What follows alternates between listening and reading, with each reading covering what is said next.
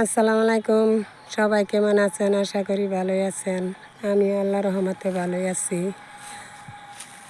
তো দেখতে দেখতে মাহে রমজান শেষ হয়ে গেছে। জানি না কার ভাগ্য আবার এই মাহে রমজান সামনে বছর পায় আমু কি না পামু, আছে কি না আছে তাও জানি না, ঠিক জানে আল্লাহ। আল্লাহ ছাড়া এই নির্ধারিত সময় কেউ ঠিক করতে পারে না। আর হায়াত মউত রিজিক সম্পূর্ণই আল্লাহর হাতে, যেহেতু আল্লাহ আমার রিজিক দাতা, রব, সৃষ্টিকর্তা মহান আল্লাহ রাব্বুল আলামিন।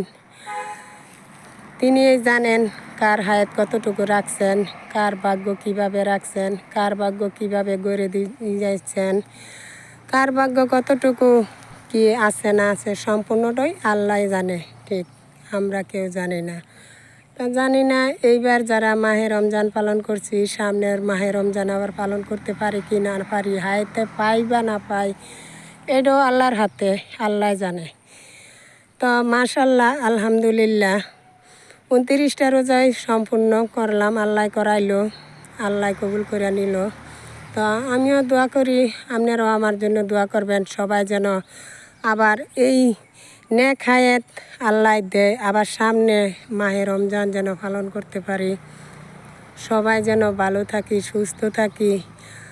সবশেষে কথা যেটা, আমরা যেন দিন শেষে 5 ওয়াক্ত নামাজ পড়ি, আল্লাহর ইবাদত বন্দিগিরি করি, আল্লাহকে যেন সর্বদাই স্মরণ করি। ইনশাআল্লাহ আল্লাহর রহমতে ভালো থাকবেন, আমার লাগি দোয়া করবেন।